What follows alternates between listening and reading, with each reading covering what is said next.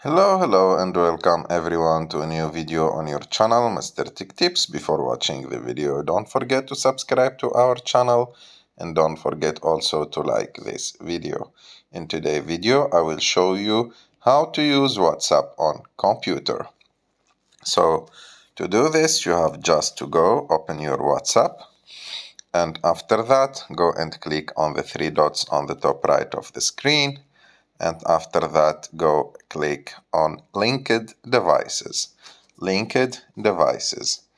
And after that, go and click on link a device.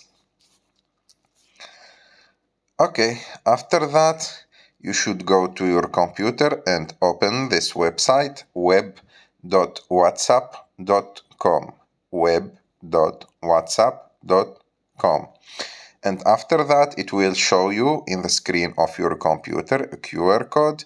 You have just to scan this QR code with your camera. You click OK, and of course, the camera will be working. You scan that QR code and your WhatsApp account will be open directly on your computer. I hope that you like this video. If you like this video, don't forget to subscribe to our channel, to like this video, and see you in the next one.